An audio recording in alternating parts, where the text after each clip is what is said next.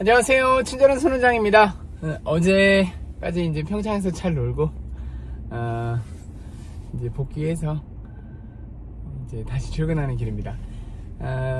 서울에서 평창까지 한 50% 정도 들더라고요. 40에서 50% 정도 배터리가 들더라고요. 그래서 이제 배터리가 얼마 안 남아서 집에서 이제 저는 다행히 지하 주차장에 이 충전기가 있어서 밤새 충전을 돌리고 이제 나와서 출근하는 길인데요.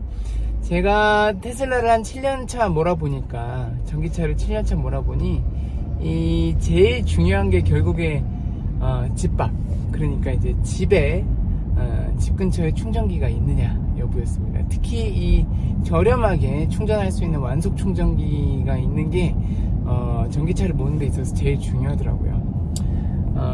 제가 처음에 2020년 4월에 샀을 때는 충전이 별로 안 어려웠어요. 왜냐면 전기차 자체가 되게 없었거든요. 그래서 동네 전체에서 저만 이제 충전하고 그랬었는데, 한 3, 4년 지나니까 충전 장소는 그대로인데 자동차가 늘어나서 이제 충전기를 찾기가 힘들었던 시절이 있었거든요. 다행히 이제 최근에 조금 충전기가 많이 는 것 같아요. 그래서 최근에는 큰 어려움 없이 잘 하고 있습니다. 제가 이제 지난 시간에 전기차를 사야 되는 이유에 대해서 말씀을 드렸는데, 사실 뭐 충전 문제도 그렇고 자동차 차값도 그렇고 그래서 선뜻 못 넘어가시는 분들이 계시잖아요. 그래서 이번 편에는 어떻게 하면 우리나라에서 이 전동화, 그러니까 내연기관차에서 전기차로 넘어가는 과정을 가속할 수 있는 방법이 있는지에 대해서 철저히 비전공자인 제가 손원장 피셜로, 완전한 뇌피셜로 한번 생각을 풀어보도록 하겠습니다. 이야기하기 앞서, 야, 네가 뭔데 전기차 인프라를 얘기를 하냐라는 분들이 계실 수 있어서 저 아무것도 아닙니다. 저 그냥 눈 고치는 사람이고 막막수술 되게 잘하는 사람인데, 사실 이제 올해 여름도 이제 지나가지만 겪어보셔서 아시잖아요. 덥고 힘들었잖아요. 근데 가면 갈수록 이렇게 여름이 더워질 건데, 우리는 그렇다 쳐도 이제 제가 7살, 6살 애들을 키우고 있는 입장에서 얘들의 미래는 어떨지 한번 찾아보고 얘기를 해보면 다들 하는 말이 이제 뭐 돌이킬 수 없는 강을 건넜다, 우리는 끝났다, 뭐 이런 얘기들만 하니까 제가 너무 답답한 거죠. 저는 이제 생각이, 그러지 말고 전문가가 됐든 비전문가가 됐든 나누지 말고, 우리가 지금 현재 우리가 어디에 서 있고 앞으로 무슨 행동을 취해야 되고 어떤 방향으로 나아가야 되는지를 숫자를 곁들여서 생각하는 훈련을 하자. 그렇게 해서 자꾸 목소리를 내야 저의 어떤 비전문가적인 미약한 목소리도 전체적으로 우리 사회를 좋은 방향으로 끌고 가는 어떤 원동력이 되지 않을까라는 생각에 계속해서 이제 목소리를 내기로 마음을 먹었습니다. 다시 얘기로 돌아와서 완전히 비전공자인 제가 생각하는 우리나라의 전동화를 가속화시킬 수 있는 방법은 바로 국가가 전기를 사고 파는 시장을 열어주는 거예요. 그게 무슨 말이냐, 우리가 이제 이 전기는 한번 생산하면 바로 그 자리에서 써야 되기 때문에 빛의 속도로 이동하잖아요. 그래서 항상 이제 전기를 준비를 이제 피크 타임에서 제일 많이 쓰는 어떤 그 양을 기준으로 전기 발전 용량을 준비를 해야 되거든요. 굉장히 경직된 방식이고 불합리하다는 거죠. 그러면 대부분의 시간은 전기가 남고, 그러면은 그 시설을 유지하기 위해 또 에너지와 탄소가 배출되게 되는 그런 이제 경직되고 이제 비효율적인 시스템이 되는데, 만약에 중간중간에서 필요한 사람이 전기를 사고 그 다음에 불필요한 사람은 전기를 팔고, 그러니까 전기가 많이 필요할 때는 비싸게 팔고, 전기가 이제 남아 돌 때는 싸게 사들이는 저장하는 공간을 각각 가지고 있다면 훨씬 더 탄력적으로 이제 전력 수요에 대응할 수 있는 거죠. 그리고 이제 인공지능 시대가 되면서 전력 사용이 폭발하게 되면, 과거에 이제 중앙에서 한국전력이 다 그렇게 일률적으로 쏴주는 방식으로는 더 이상은 이제 안 되거든요. 그러니까 이제 각 부분에서 서로 필요한 전기를 사고 팔 수 있는 그런 유연한 어떤 제도를 마련해 줘야 되는데, 우리가 이제 막 전기를 팔고 삶에 있어서 이제 도매업자도 있고 소매업자도 있을 거 아니에요. 그러면 우리는, 그러니까 전기차를 몰고 있는 사람은 바로 그 전기를 사고 파는 소매업자가 됩니다. 물건을 사고 팔 때 그릇이 필요한 것처럼 전기를 사고 팔 때 우리가 이제 그 전기를 퍼다 담고 갖다 다시 퍼주는 그런 그릇은 이 자동차 밑에 깔려 있는 배터리가 되는 거죠. 그리고 이제 도매업자는 대용량 저장 장치, ESS라고 하잖아요. 그냥 큰 배터리라고 생각을 하시면 되는데, 큰 배터리에다가 전기를 담아다 팔고 또 전기가 남을 때는 사서 파는, 그러니까 한국전력이 필요한 전기를 다 쏴주는 게 아니라 중간중간에 이제 시장이 열려서 이제 효율적으로 서로 전기를 주고 사고 파는 그런 시장이 열리면 아주 효율적으로 이제 대응이 되게 되는 거죠. 근데 이게 무슨 전기차 늘어나는 거랑 관련이 있냐? 관련이 있습니다. 왜 관련이 있냐면, 전기차 이제 도매업자, ESS를 운영하는 사람이죠. 도매업자 입장에서는 전기를 많이 팔면 팔수록 이윤이 남으니까, 자기가 이제 조금만 이제 전기를 잘 팔 수 있게 판을 깔아주면 최대한 많은 충전면을 이제 만들려고 할 거란 말이에요. 지금 뭐 전기 주차장, 그러니까 주차장 전체에서 전기차 충전 면이 5% 이상이어야 된다, 법으로 강제되어 있는 걸로 알고 있는데, 그렇게 강제할 필요가 없는 거죠. 그냥 어떻게든 이윤을 마련할 수 있게, 이윤을 가져갈 수 있게 이렇게 이제 판만 깔아준다면, 그 도매업자는 그 본인이 처한 상황에서 최대한의 어떤 수요 공급에 맞는 최대한의 이제 충전면을 이제 제공을 할 거기 때문에 당연히 충전 편의가 늘어날 거 아니에요.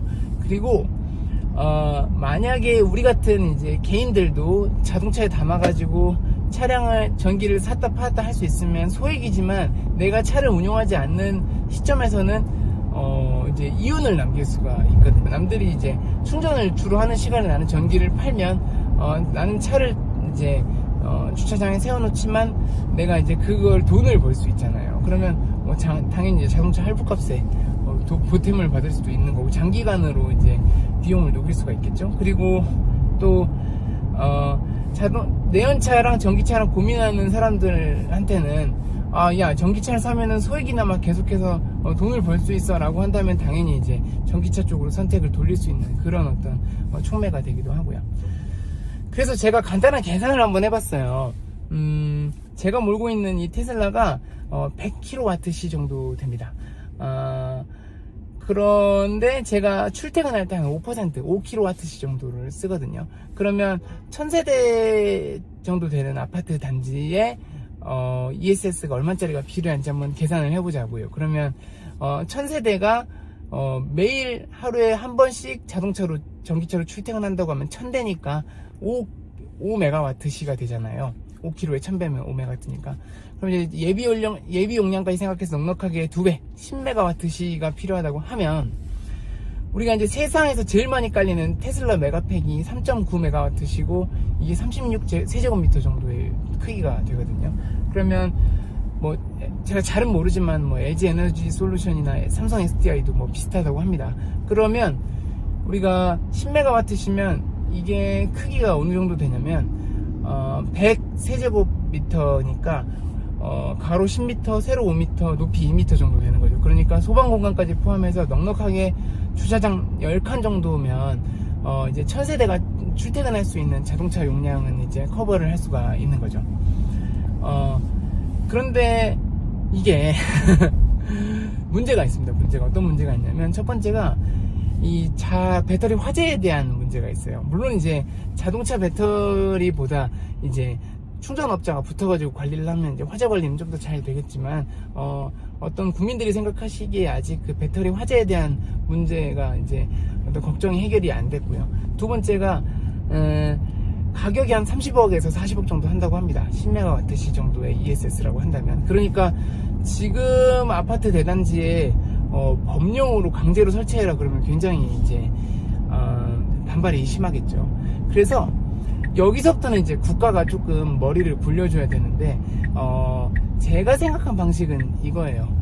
첫 번째는 이 공영주차장, 그리고 공공 건물에는 반드시 일정 규모 이상의 ESS를 설치하게 강제를 하는 거예요. 그래서 이제 안정성을 검증을 하는 어떤 단계를 일단은 거쳐야 되고, 두 번째가 이제 재건축이죠. 재건축. 우리 지금 아파트 재건축 안 돼가지고 다 난리잖아요. 근데 이제 재건축이 언젠가는 이제 될 텐데, 재건축이 되는 시점에 우리 공공기부 체납 이런 것도 좋지만, 공공기부 체납의 일부로서 너희가 어떤 일정 공간과 비용을 할애를 해가지고 ESS 스스로 이제 전기를 탄력적으로 수용할 수 있게 장치를 하면 뭐 용적률을 높여준달지 뭐 여러 가지 이제 당근을 제시를 하는 거죠. 그래서 새롭게 이제 재건축을 해야 되는 그런 단지들, 특히 이제 대단지들이 각각이 ESS를 가지고 있으면 국가 전체적으로도 전력 수요나 어떤 공급에 있어서 굉장히 안정성이 늘어날 거라고 보거든요.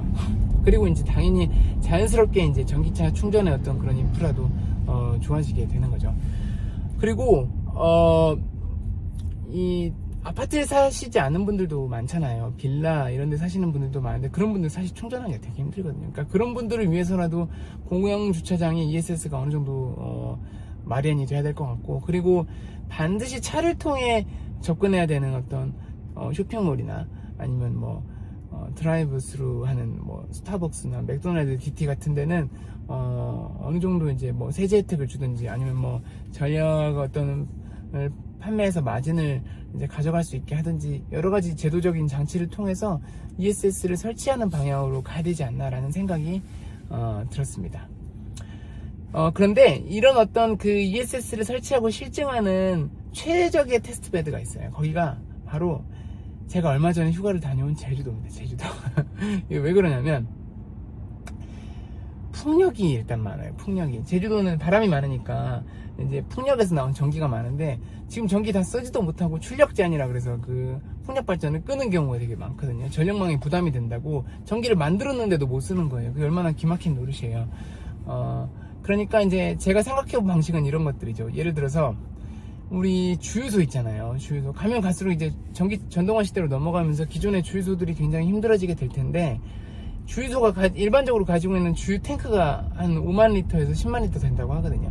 그러면 5만 리터 계산해보면, 제 계산이 틀릴 수도 있습니다. 제가 비전공자라서 얼추 계산해보니까 한 5메가와트시 정도 되더라고요. 그 정도면 충분히 이제 전기차가 이제 500대 정도 충전할 수 있는, 물론 이제 계속 충전을 하면서 이제 전기차를 향해 이제 방전도 하겠지만, 그 정도의 용량이면 하루에 500대 정도는 드나들 수 있는 그런 충전 용량이라고 생각을 하거든요. 그러니까 이 주유소에 ESS를 설치할 수 있게 과감하게 지원을 하는 거죠. 그리고 지금 제주도에 렌터카가 한 3만 대 정도 되는데 이 전기차가 한 15% 정도밖에 안 된다고 해요. 처음에는 이제 충전비가 쌀 때 이제 업자들이, 렌터카 업자들이 막 했었는데, 가면 갈수록 충전비도 떨어지고 이제 하니까 이 약간 어떤 전기차가 늘어나는데 정체기에 왔다는 얘기가 들리더라고요. 그러지 말고 과감하게 이제 ESS를 설치를 하면서 제주도에서 돌아다니는 렌터카의 대부분을 이제 전기차로 바꾸는 거죠. 그러다 보면 이제 당연히 이제 어떻게 보면 풍력에서 나온 전기는 굉장히 싼 전기잖아요. 무공해 전기고. 그리고 이제 전력망의 어떤 캐파가 늘어나면 더 싼 전기로 이제 전기차들이 충전을 할 수 있게 되고, 전기차 렌터카들이 더 싼 어떤 금액으로 돌아다니게 되면 이동의 비용이 줄어드니까 제주도가 어떤 관광지로서 또 어떤 경쟁력이 또 올라가는 그런 이제 효과도 누릴 수 있는 거죠. 또 제주도에서 또 이동 편의도 당연히 이제 누릴 수 있게 되고요. 그래서 그런 여러 가지 생각을 해봤을 때 빨리 실증 사업을 지금 뭔가 대기업들하고 하고 있는 걸로 알고 있어요.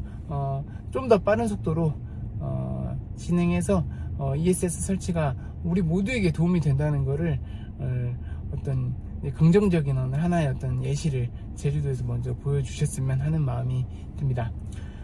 잡설이 길었는데, 저는 이제 누누이 말씀드리지만 비전공자고 눈 고치는 사람이라서 이 영상을 혹시 보고 계시는 전공자들이 계신다면 댓글로 훌륭한 가르침을 한 수 부탁드리겠습니다. 다음 시간에 또 재밌는 얘기로 돌아오겠습니다. 구독, 좋아요 부탁드립니다. 안녕!